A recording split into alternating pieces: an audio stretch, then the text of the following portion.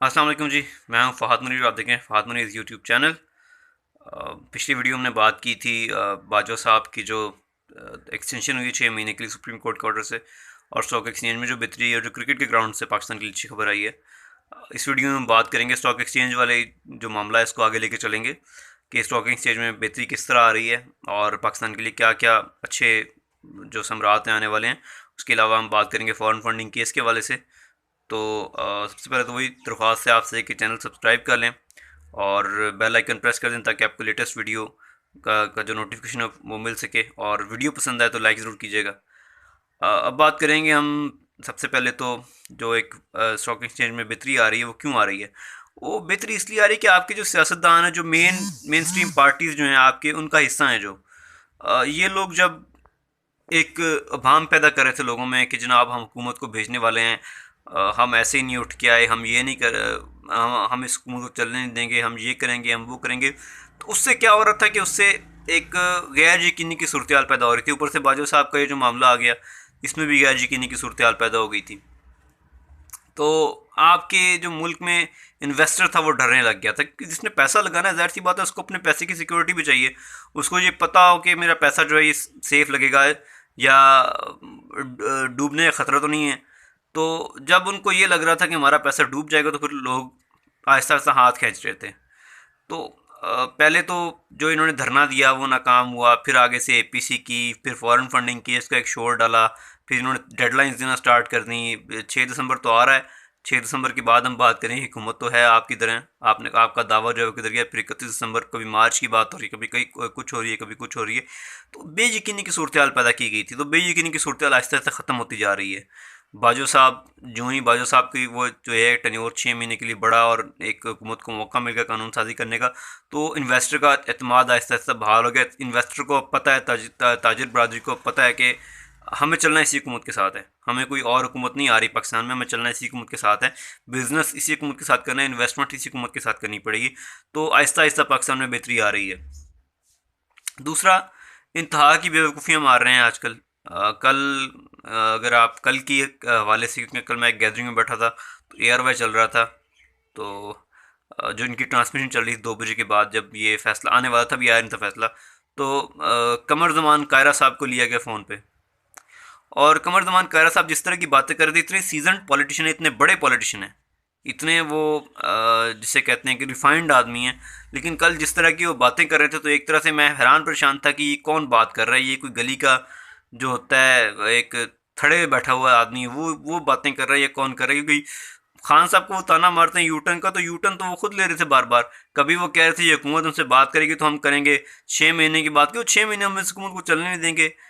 तो कभी वो कोई बात कर रहे थे घुमा फिरा के, वो अल्टीमेटली कभी कुछ कर रहे थे, कभी कुछ कर रहे थे, अजीब किस्म की बातें कर रहे थे वो। कभी एक बात कर रहे थे फिर एकदम दूसरी बात जंप आउट कर रहे थे। तो एक तरह से वो जिसे कहते हैं ना कि फ्रस्ट्रेशन का शिकार थे, बदतरीन फ्रस्ट्रेशन का। पंजाब की पीपल्स पार्टी वैसे भी आजकल सिवाय एतजाज हसन के बाकी सब फ्रस्ट्रेशन का शिकार हैं। उसकी वजह का एतजाज हसन को तो आइडिया हो चुका है कि ये हुकूमत कहीं नहीं जा रही, लेकिन बाकी जो हैं वो फिर भी चाहते हैं कि हुकूमत जाए, बिलावल आए। उनकी ख्वाहिश है कि उनकी जो उनकी लीडर थी बेनज़ीर साहबा, उनका बेटा हुकूमत में आए, लेकिन इस तरह हो नहीं सकता। उनकी ख्वाहिशात पे कुछ नहीं होना, होना डिलीवरी पे है, होना गवर्नेंस पे है। गवर्नेंस सिंध की जो है आप हम सब के सामने ही है कि कुत्ते काटने से बच्चे एड़ियाँ रगड़ रगड़ के मार रहे हैं। कराची को उन्होंने कचरा कुंडी बना के रख दिया है।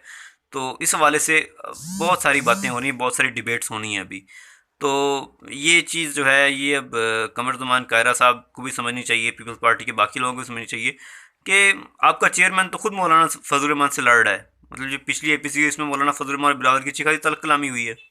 बिलावल बल्कि सीधे सीधे बोले हैं कि जो लोग मतलब जो एक वहाँ आवाज़ उठी, आवाज़ तो मौलाना साहब की तरफ उठी थी कि जनाब एक तरफ तो हमें कहा था कि हम हुकूमत गिराएंगे, हम ये करेंगे, हम वो करेंगे। दूसरी तरफ उसी हुकूमत, उसी सिलेक्टेड हुकूमत, उसी सेलेक्ट करने वालों से मुलाकातें हो रही हैं खुफिया, जिसे कहते हैं कि पसे पर्दा। तो ये क्यों हो रही हैं? तो बिलावल ने कहा कि जो कर रहा है उसका भी एहतसाब होना चाहिए। तो आपको पता है मौलाना फजल रहमान साहब कर रहे थे, तो फजल रहमान साहब परेशान हो गए और उन्होंने कहा कि जनाब हम हमें आपस में लड़वाया ना जाए। तो ये इस तरह की हरकतें हो रही हैं। तो आप कैसे समझ सकते हैं कि आप हुकूमत गिरा लेंगे, हुकूमत इस तरह नहीं गिरेगी। और पीपल्स पार्टी को जमहूरी बातें करनी चाहिए, एक जमहूरी पार्टी है, इसने जमहूरियत के लिए कुर्बानी दी। गैर जमहूरी बातें करते हैं तो अजीब सा लगता है कि जी हम ये हुकूमत किस तरह गिरा सकते हैं।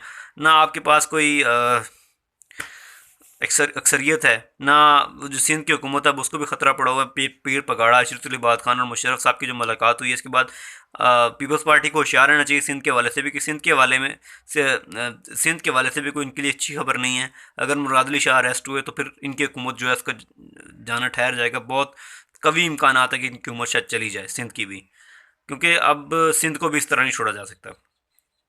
तो ये तो इनके हालात हैं। क्या हुकूमत गिरानी है, हुकूमत इस तरह नहीं गिरा करती। आपको डिलीवर करना पड़ेगा, अगले इलेक्शन में आपको अपनी जो डिलीवरी है वो लेके आनी पड़ेगी।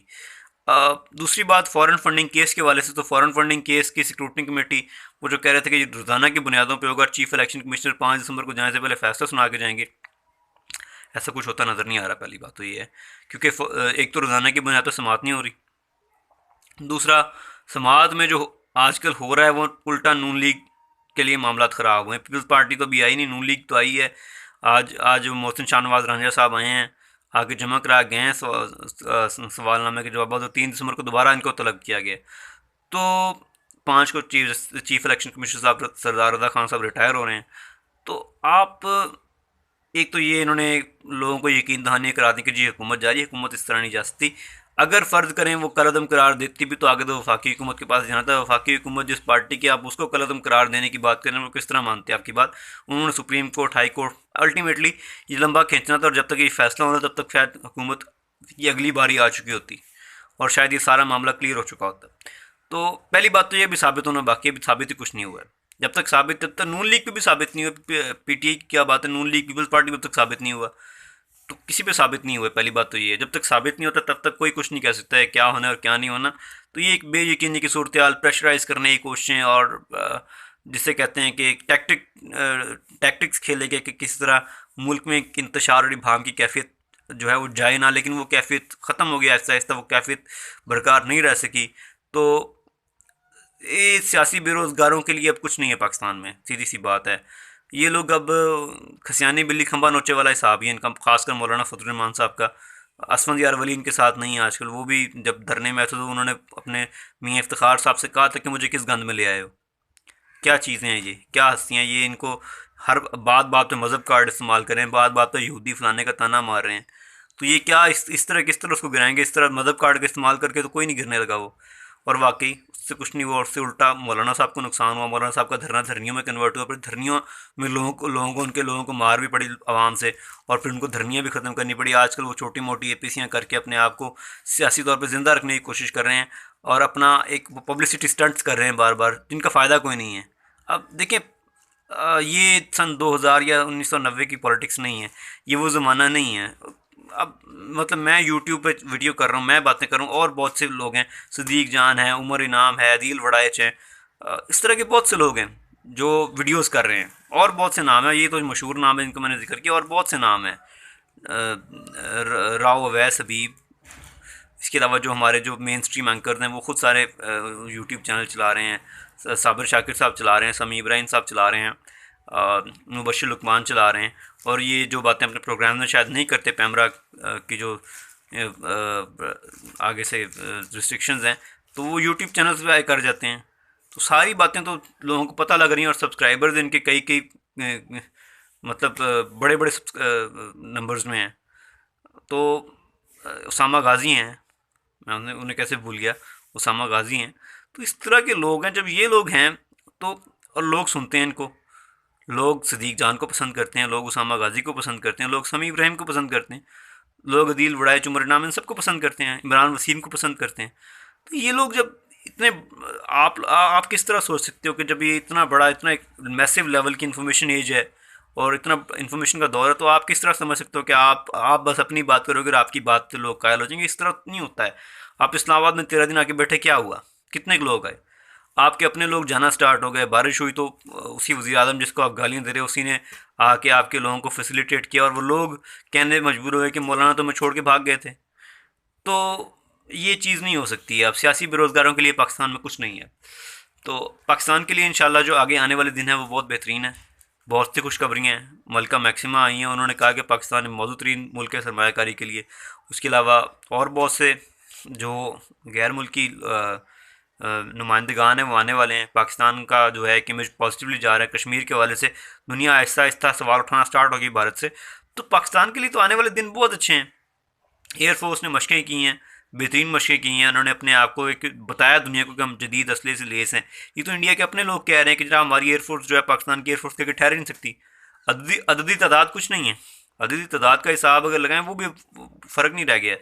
लेकिन अददी तादाद से हट के उनके जहाज़ जो है हमारे जहाज़ का मुकाबला कैसे कर सकते हैं। MiG-21 जो है, F-16 या एक जो है ये JF-17 थंडर का मुकाबला नहीं कर सकते, क्योंकि ये वो पुराने जनरेशन के जहाज़ हैं। पाकिस्तान के जहाज़ भी तो सारे सारे नई नई जनरेशन के हैं। तो ये चीज़ें जो हैं ये अब हर बंदा देख रहा है। इस चीज़ पे हर बंदा एक उनकी नज़र है। और पाकिस्तान के लिए बहुत से हालात बेहतर होने वाले हैं। आहिस्ता आहिस्ता पाकिस्तान में सरमायाकारी बढ़ने वाली है। आहिस्ता आहिस्ता पाकिस्तान में रोज़गार के मौके बढ़ने वाले हैं। पाकिस्तान अब बहुत ऊपर जाने वाला है इंशाल्लाह। तो इंशाल्लाह नई खबरों के हवाले से आपसे बात करेंगे अगली वीडियो में, जो जो जब कोई नई खबर आएगी। तो तब तक के लिए इजाज़त दीजिए। अगर वीडियो पसंद आई हो तो लाइक ज़रूर कीजिएगा। अल्लाह ने के बान, अपना और अपने इर्द गिर्द के लोगों का ख्याल रखिएगा।